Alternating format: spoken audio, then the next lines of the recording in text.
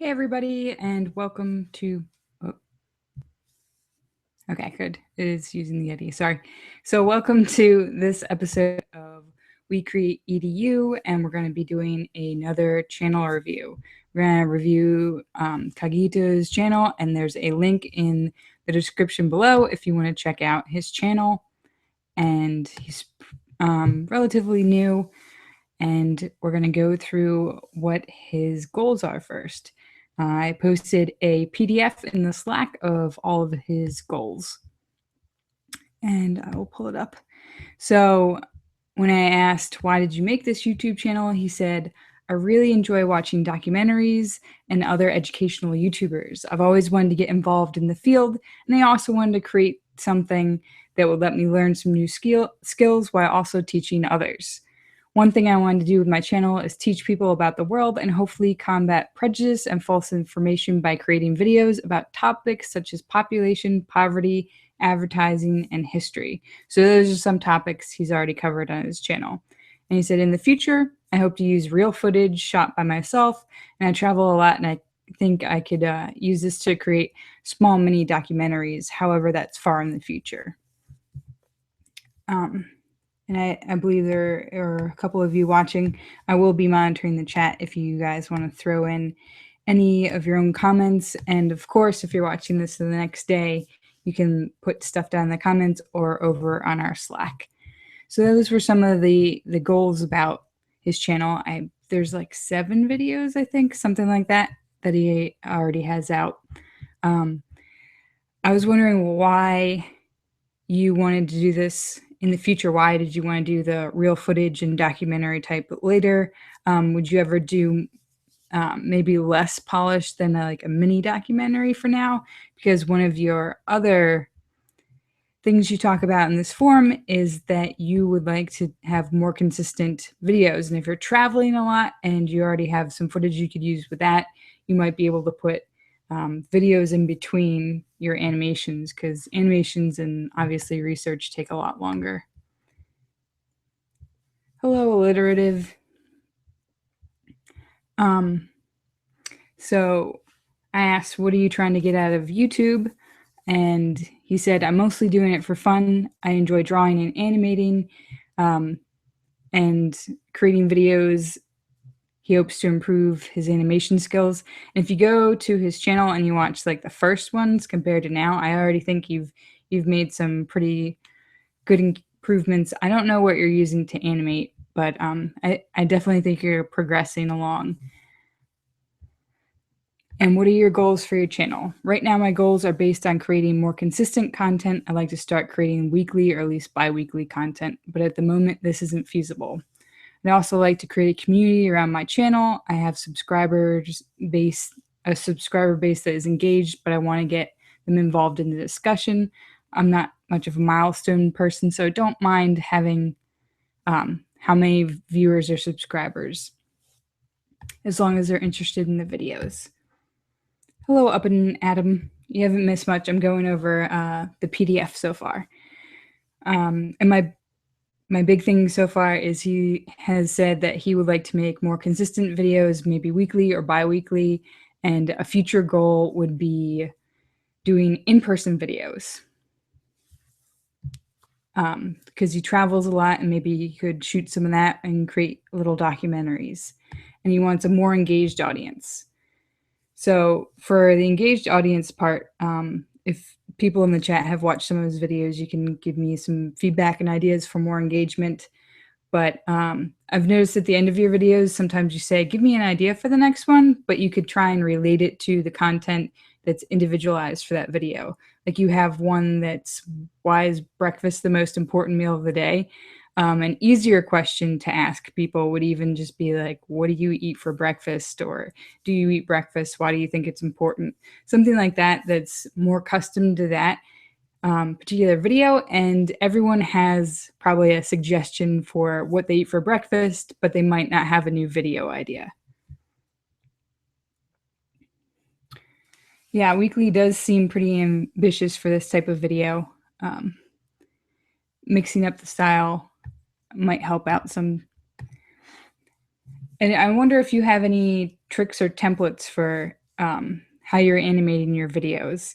A lot of the characters seemed very well branded, so I don't know if you're like, are they Thought Cafe or Thought Bubble right now? I can't remember. The ones that do Crash Course, I know that they have like a base character, and then they kind of take that and manipulate it, and that kind of speeds up their process. So I don't know if you do that, but I know that's how Thought Cafe tries to produce more and more characters in their videos. A great question from the chat. Would blending any of the animation on location with filming work, that might be even more compelling. So that would be cool if you had some animation and end your talking head part too, especially if you're doing more history stuff. You could do kind of like the dramatized reenactments that you sometimes see on TV. So that's a pretty interesting idea. Target audience, anyone curious? Maybe young adults and up. And then I guess this is one of the most important parts of the form. What do you need help with or advice on? And he said scripting. I think my channel's main weakness is writing. While I have the research and all the information I need, I just can't present it as clearly as I would like.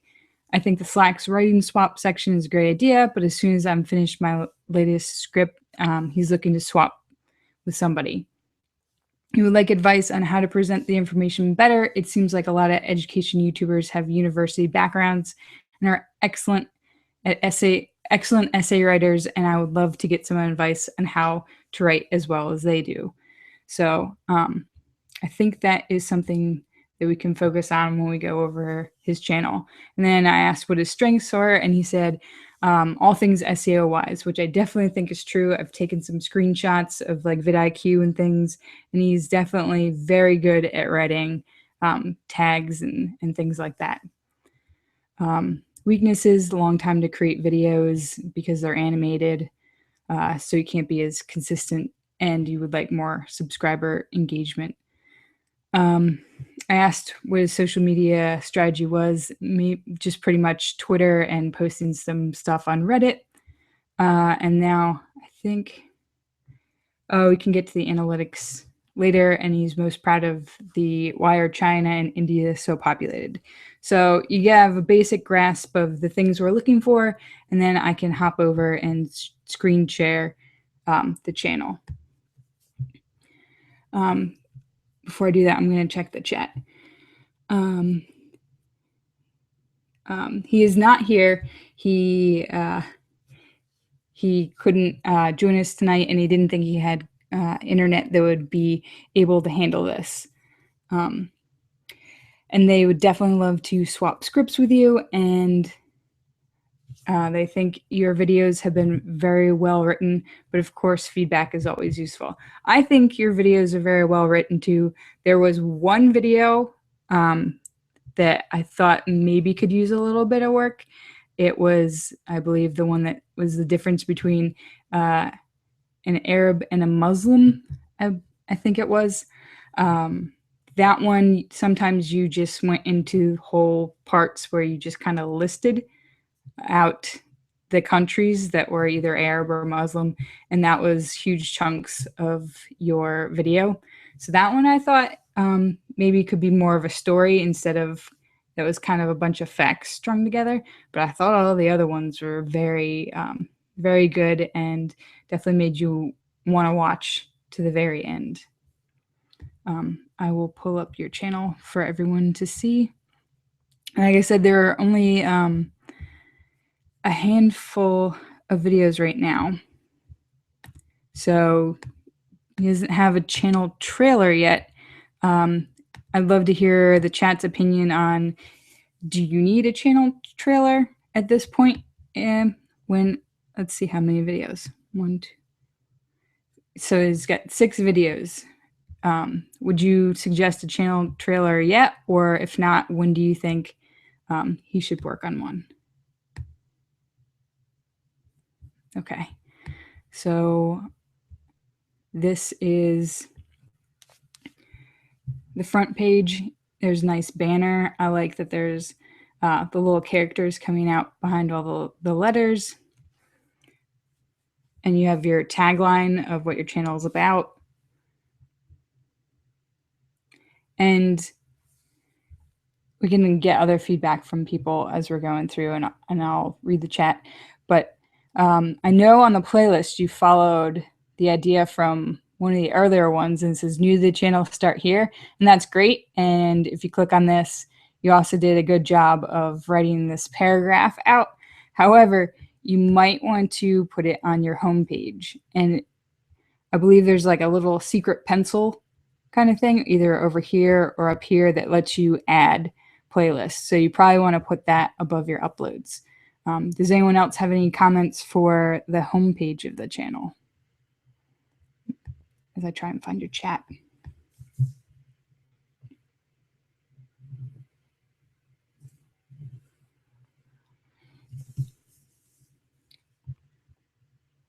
They thought the population of China and India was very well written. It flowed well and found it very interesting, stuff you never think about. And they really liked the banner and the thumbnails, so no suggestions for that. And that the chat thinks a channel trailer would be good at this point. And you don't have to make something brand new either. You can take parts from all your other videos that you have and kind of put them together.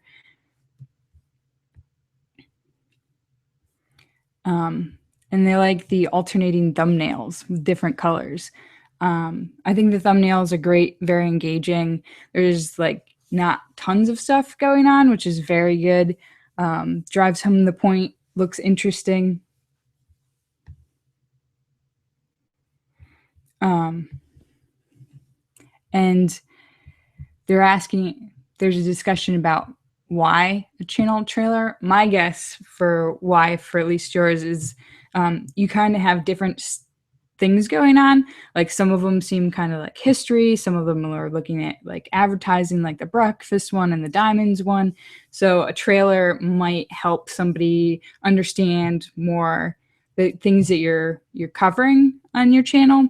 When I originally saw the why is breakfast important, because I watch productivity stuff, the first thing that came to my mind was, oh, is he going to talk about like how you need to start your metabolism or how it gives you energy later on or stuff like that. And it was more about culture, and it was a good video, but just having maybe a trailer, people would kind of get to know what to expect. That's at least my guess. We'll see why the chat thinks you should have a trailer. And then I can go to the uploads page. Maybe. There you go. And we've talked about the thumbnails already. Does that mean all your videos are closed caption except for that one? The first two? That's pretty good. I think we've talked about this before. That's supposed to help your SEO out a lot, but you already have really great SEO. I'm going to click on and hope my computer doesn't fall apart. I'm going to click on one of your videos and look at your vidIQ score. So in case you guys don't have vidIQ on your browser, this is the free version, and it just tells you any video you click on, like all this different information. So SEO score, you have a 71. And you can see down in the video tags, you do an excellent job of writing out long tags that are pretty specific, and you're ranking in a bunch of the different tags, which is probably why you got found. And then you also put it up on Reddit, and it seems to be doing good on Reddit. Most of reviews have come from there, and a couple on YouTube. You can also, if you guys start using vidIQ, you can go over here and you can see who tweeted about us. And I was wondering with this one, is this why you did the breakfast video, because of this tweet, or did the breakfast video, was that your own thinking? I was just wondering. You can tell me later in the Slack. And then over here, this is kind of cool. I've been looking at some people's videos. these are all the people that are referring to your video. So you can see it's on Reddit, and sometimes if you have a Facebook page, you can post it there. It's in this list too. But the more of these you have, the more external places, I believe, your video is. And then YouTube's SEO algorithm thinks highly of your video the more places you're at. And these are the places it's been embedded. So chat, do you have any feedback so far? I'm going to come back to you. When I'm by myself, I just have to click through like 80 tabs.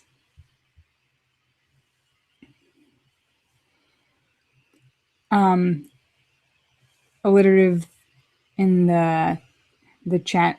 Oh, awesome.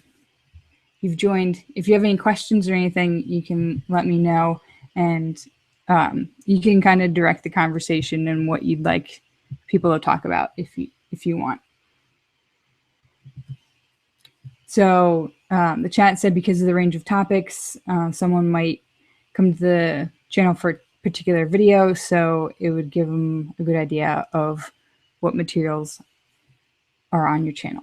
And Up and Adam says that's pretty great for Reddit. So we can look at another video. So that was one of your first ones.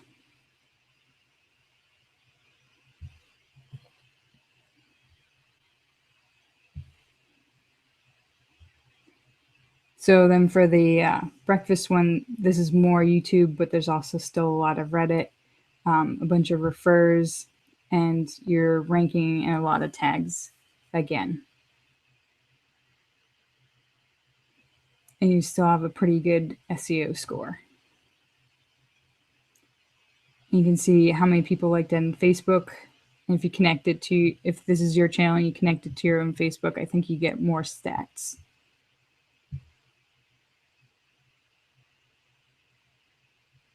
Good. What do you guys think a good channel trailer time is? Yeah, 30 seconds to 2 minutes. That's an excellent piece of advice. If you want to hear a little bit more in depth on channel trailers, YouTubers United podcast, run by two of the people in our Slack, Political Junkie and Step Back History. They go into their thoughts on channel trailers. But yeah, it just needs to be kind of short for people just to get a grasp of what your channel is all about. We can look at some of the analytics that you sent. So let me share that on my screen.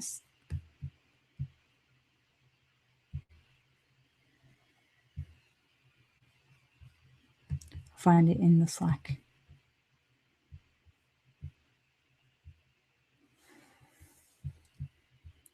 So I'd love to know, since you're in the chat, I've noticed in your analytics that a bunch of your views come from suggested videos. Have you drilled down? Do you know what channels are suggesting your videos?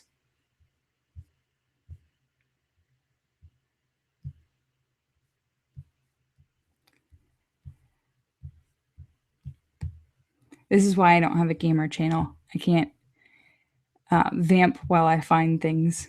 I don't know how gamers do it. Okay. So these are the pieces of analytics. I hope you guys can see these.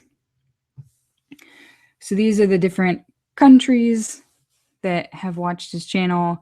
I think you pointed out to me that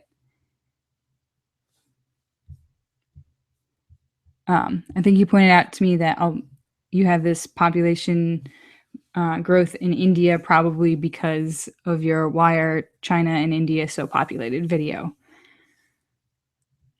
Yeah, so traffic sources, it seems like a lot of them are coming from suggested videos, and then search, then browse.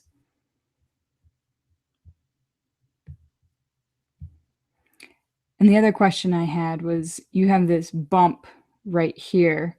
Do you know why? And I don't remember if that was the day you released a certain video or not. So do you know why you get the bump in watch time? Because usually if you release a video, the shoulder's the other way, I believe, if I remember from watching Hank's video. Um, it it goes out to your subscribers, and if they like it, then it gets a second wind, kind of, because then it's suggested on other people's homepages. So is that what happened to cause this? And chat, let me know if you have, I know you're a little delayed and I can always go back to analytics. Let me know if you have any questions.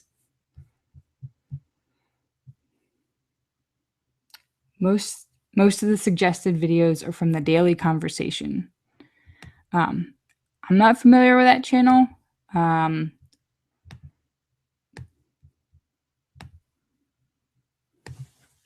But is that somebody that you would be interested in possibly reaching out to? I don't know how large they are.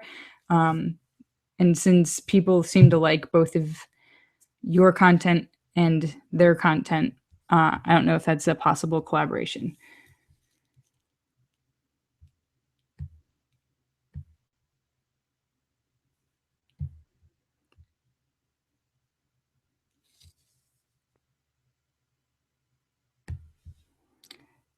This is views, view duration,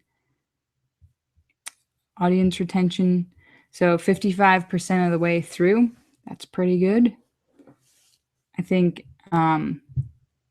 it's like over 30 or 40 is supposed to be really good. Somebody in the chat can correct me.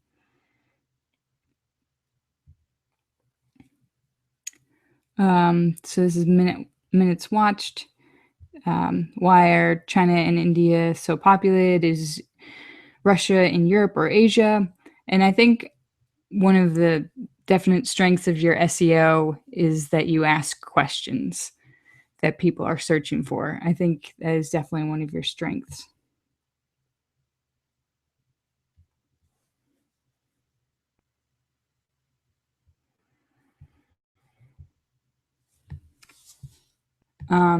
If you're not sure where it came from, there's a hack that Soliloquy has that you can ask him in the Slack. I can't remember. Maybe somebody in the chat remembers. And I think he has like a IFTT thing that actually goes out and looks for the links of his videos and alerts him when somebody shares it.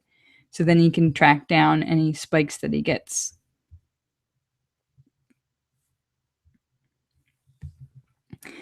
And I noticed your audience is very predominantly male. It's 90% male and 10% female. And you can see the age ranges here. I don't know if it's a channel goal of yours to get more of like a split. I know some people, that's one of their goals. You can let us know in the chat if it is, and then we can try and think of different ways to help you with that. I think like Step Back History, he brought Anais on, and she was the voice, I think, for one of his videos, and you tried to bring other YouTubers that might help diversify his gender gap.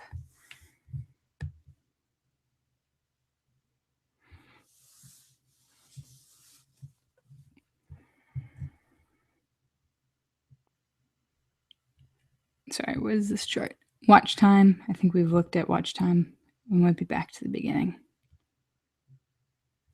Oh, so you get a lot of your views from the watch page, which I think is the same as suggested videos, and then external, and then your actual YouTube channel. So 99% of them come from the watch page. So I'm going to read your question aloud because then people watching this tomorrow or in the Slack can help you. You said, yes, I am trying to diversify my audience. How would you go about increasing female viewership? And they said, if you figure out how to improve the gender gap, I'd be glad to know. Ours is 80-20 male. So I think we've asked this question a few times in the Slack to see what people's different gender gaps are. And I think most channels are skewed male. The only thing I can think of is try and collaborate with maybe some other female YouTubers, possibly. Chat in Slack, let us know if you have other opinions.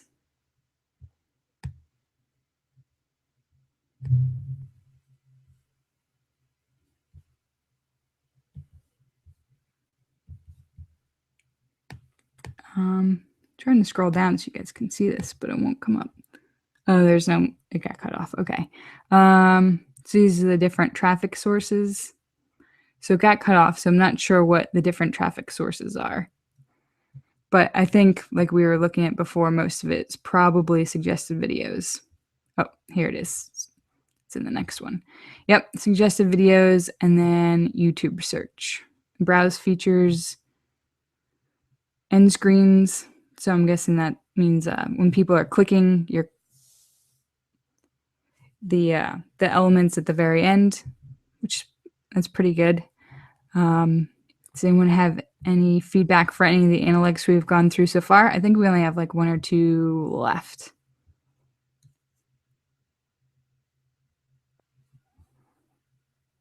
Subscribers, most people have subscribed through your channel, not through a specific video. Uh-oh. It disconnected me from chat. Let me refresh.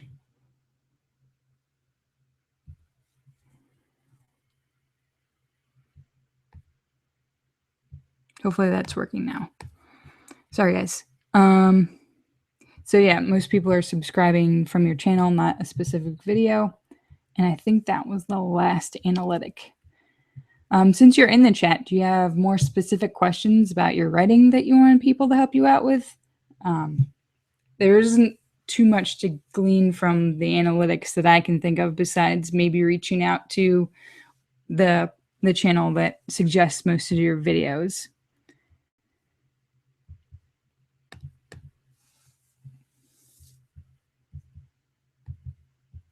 I hope it reconnected me to the chat. Hasn't changed.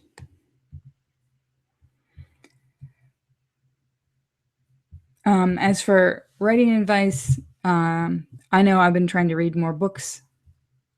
Okay, I can see what you guys are writing now. That's good. I've been trying to read more books about how to be a better writer. Most people suggest Stephen King's book on writing.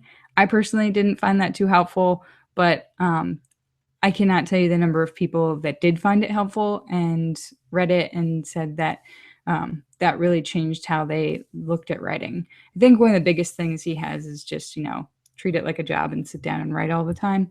But you're probably doing this as a side hustle. So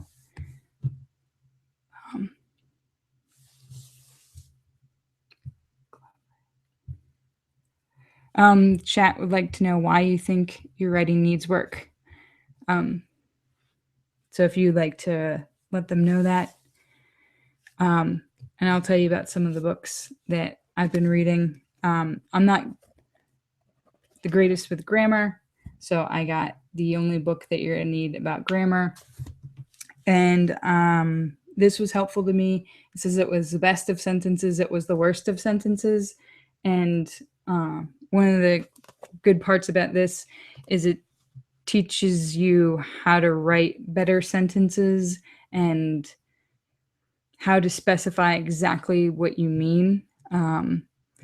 When I write, sometimes it's very long sentences, and this helps me shorten them. Tim's even worse about it. When he edits, he will write a sentence that is as long as a paragraph, which is extremely difficult for me to read, even with a teleprompter, and it doesn't have the right cadence to it. And if you want to work on being, you said it could be a little bit tighter and a little bit shorter. What you might want to look at is CGP Grey has posted how he edits, and you can see some of his drafts. And just like he shows you what he's crossing out, what he's writing, kind of the thought process of that. And that's why I also like this book. It kind of is trying to get you to pull out the best parts and get rid of all the other stuff. So revising through that way. Tim says, I do love semicolons. Yes, you write very long sentences, which is probably totally fine when you're reading, but it's a little bit harder for me to say verbally, even, like I said, even with a teleprompter.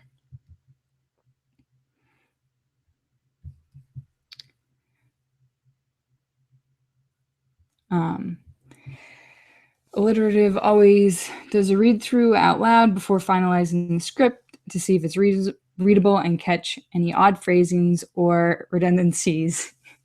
Team semicolons.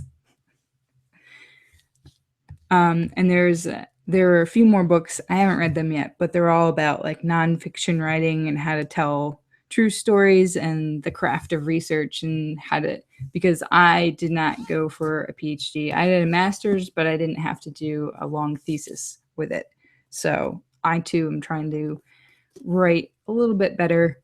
And I find it difficult to balance between the whole education and entertainment side of things.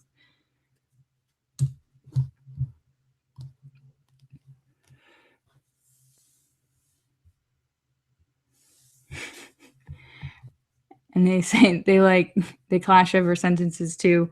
You write like a Latinist and Mark writes like an Anglo-Saxon, and we clash over sentence length all the time. Trust me, thesis writing does not help you. Well, so yeah, I guess that, like you were saying, the script swap's probably going to be a pretty good help for you, so people can go through. That helps me. Tim reads over all my scripts, and he can tell whether or not the meaning was conveyed properly. There's a lot of times he'll read through it, and he's like, "What are you trying to say here?" And it really helps me.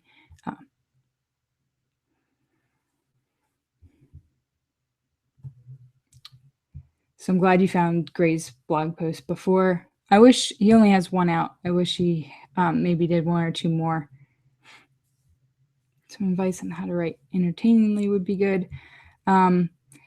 Yeah, so I know, and it all depends on the goal of your channel, which is why I ask people to fill out that form in the beginning.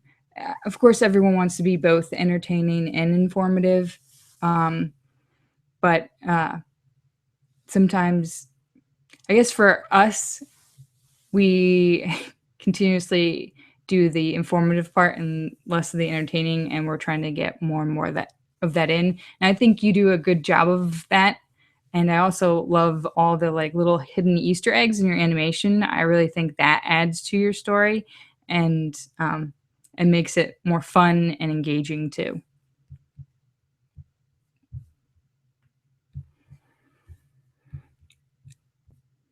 Did you have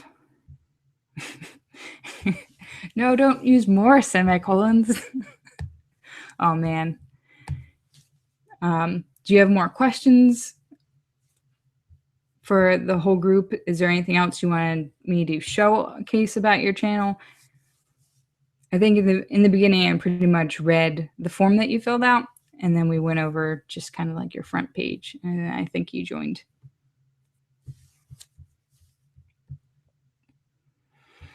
The script swap channel can become sort of a writing group. We can talk about that too. I think it's difficult sometimes because we get to so far along in a script and we're trying to be so consistent and turn things around. It's up to you guys how in depth we would like to go in editing and revising. I think a lot of times when somebody sends me their script, I just look for accuracy and like, does it explain things well? But I don't really dive too far into like, what if you did it this way, or could you change the story or anything like that? And if people want to have theirs torn apart a little bit more, you might want to say that within the script swap. I mean, I know I did a lot of technical writing, and my first job, you would give people you had to have everything you did reviewed, and I would give it over and it would come back and they'd be like, it's bleeding, and it would literally be all red pen. Like everything was crossed out. And after a couple of months of that, you kind of get a better feel of how to communicate it in the way that the company and the group wanted to.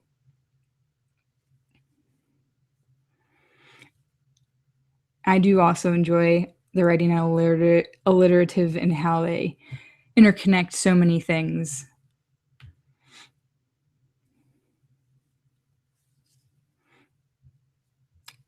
And if everyone wants to do in-depth editing, we can do that.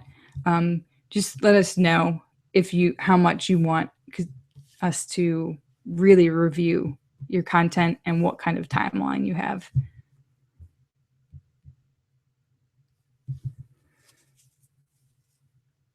I think that was most of the things that I had written down. So unless you guys have more questions or comments, I think you do an excellent job of branding and SEO.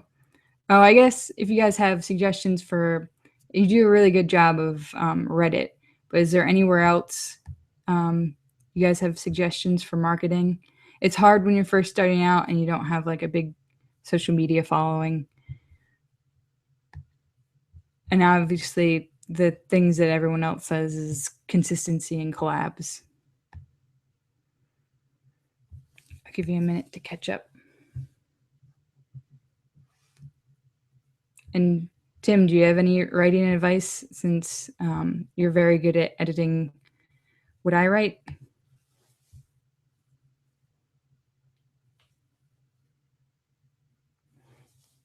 Okay, another question social media wise is a Facebook necessary, and I'm missing out by not having one. I think my opinion is it depends on where your audience resides. I put stuff on Facebook and I saw you had a newsletter too. Let me know how your newsletter is going. Are people signing up? What kind of things do you send in the newsletter? I use both Facebook and newsletter to reach my friends and family I had prior to YouTube, because they don't go on YouTube, and they'll find the video on Facebook and they'll see it in the newsletter. So my audience, I don't think, is mainly there. It doesn't get shared a lot on Facebook unless it's friends and family. It gets shared more on like Twitter or something like that for me. So other people that have Facebooks, how's that going for everyone? How to improve on Twitter. So if you want to know how to improve on Twitter, I think Sarah Langworthy is pretty good at Twitter. She used to run the We Create EDU one. Being kind of consistent, joining groups, using hashtags.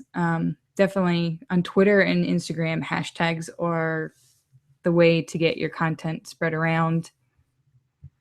Up and Atom, I have a Facebook page for a while, but wasn't very useful. I mainly just got fans messaging me asking questions about physics, and I find Twitter much better for retweeting and sharing. So when I say I have a Facebook page and we use it, I just have an automated thing that whenever I post a video, it goes to the Facebook page. So I don't have to do too much with it. And then since Facebook owns Instagram, if I post something to Instagram and I think it's kind of entertaining, I will just share it from Instagram to Facebook. I don't really do any native content on Facebook. I think Facebook can be a default place for people to look and follow you and get updates if they don't want to subscribe on YouTube, but I don't think it's a great place to find a new audience. I think it's very true because you kind of have to pay for your post to get boosted on Facebook. But it is a place where a lot of people, I don't know what your target audiences or where they reside. We've talked about this before, like some people's were on Twitter, some were on Tumblr, some were on Facebook.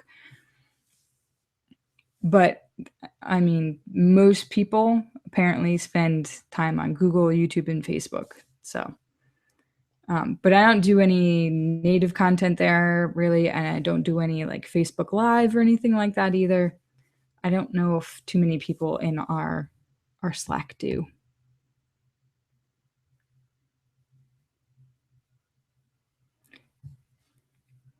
For me, Twitter is about building community first and then publicizing second. So my only advice for Twitter would be to reply to others, have conversations, and chat about trivia. It's an excellent point. I promote our videos obviously on Twitter, but I feel like I use that as a contact place for all the people that I have met throughout like VidCon and just over the internet. That's kind of where I message and talk to people and build community that way. And then I'll throw out some of our stuff too. But mostly for me, it's conversations. So that's an excellent point.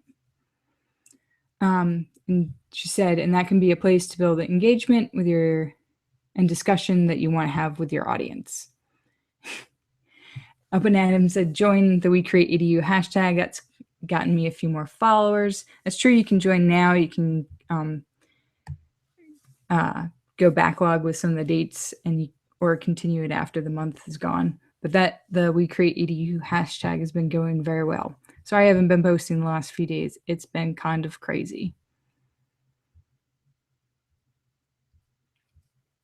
So do you have any other final questions? And June is going to be a little nuts. And we're probably not going to have the same dates for Hangouts. I don't want to go a whole month without having a Hangout, so I'm going to try and shift the dates and I'll post them within the Slack page because we're going to be in Utah for part of it, and then there's VidCon. And I don't know how many people in the chat are coming to VidCon, but Technicality has a Hangout, and we're trying to do a We Create EDU Hangout on Wednesday night too.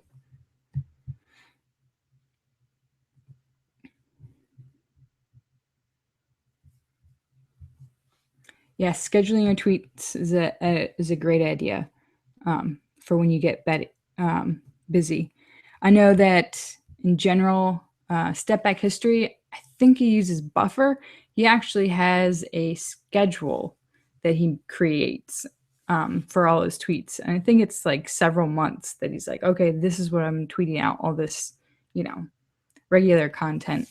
And I think he takes some from his backlog and puts it out there. So he has like a legitimate like social media plan on Twitter, in addition to probably just talking to whoever's on there.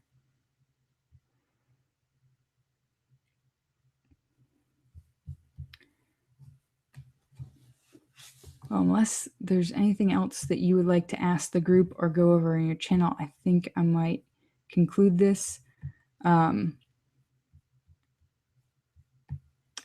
Actually, I have one more question for you. I looked at TubeBuddy, and it said that you recently had like a spike in subscribers. Let me look at when it was.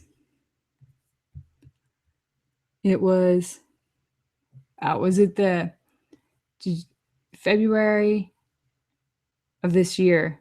You got like a giant spike. Did you do the Valentine's Day collab? What happened in February that got you such a spike? Yes, Reddit is a great place to find an audience, but it can be a double-edged sword. It's very, very true. Yeah, so you can schedule tweets using, I think you can schedule it within the Twitter app, but I know for sure you can do it with something called Tweetdeck. You can schedule a bunch of posts in there. We started using it because we had a We Create EDU Twitter and I had SideJoy Twitter, and you can put different ones in there. And if you're looking for just social media dashboards in general, a lot of people use Hootsuite and Buffer, and they have free versions and then they have paid higher tiers. And with Buffer, I like them. They have a really cool social media blog, and they also have a podcast that's pretty good. You can skip over some of them. Some of them are bigger marketing things, and some of them teach you a little bit more about how to go about marketing your content.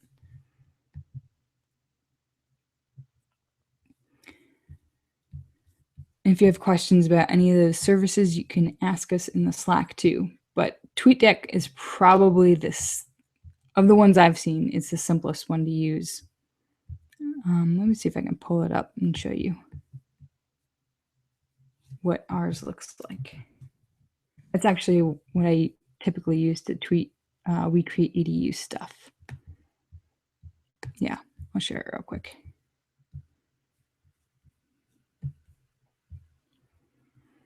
So this is what the Tweetdeck one looks like. It's nice because I can see stuff for SciJoy and We Create EDU at the same time.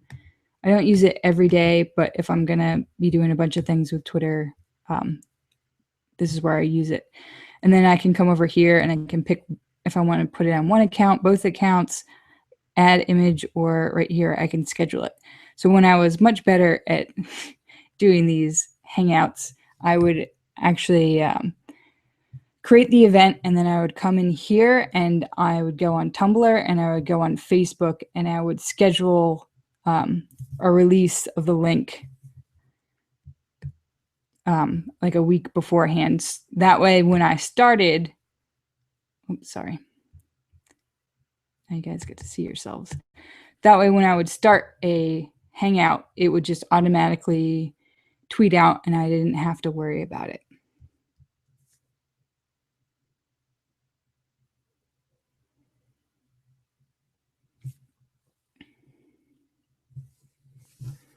Oh, that's some great Twitter advice too. Once you start following more than a couple of hundred people, sort them into lists and then columns on TweetDeck. That is an excellent point. Good News Channel, that was TweetDeck. That's what that I was showing on screen.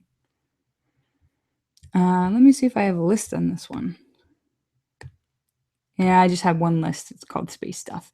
But yeah, lists are definitely a very useful thing once you start following a bunch of people. And if you're looking for a Twitter list, We Create EDU, I believe, has one with a lot of the creators that are in our Slack.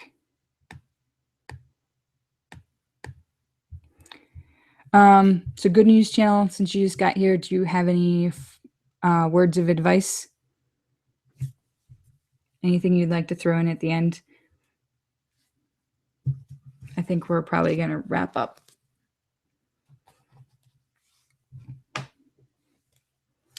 And anyone watching, feel free to post your scripts in the swap channel on the Slack. Sorry. On the script swap channel on the Slack. Usually the best way to do it is a Google document, and that way people can write comments on different lines. Okay. I think that's going to wrap it up. And if anyone has any further critiques or advice or anything, please post it in the Slack. Thank you guys so much for joining tonight and giving feedback and advice. And I will see you guys soon.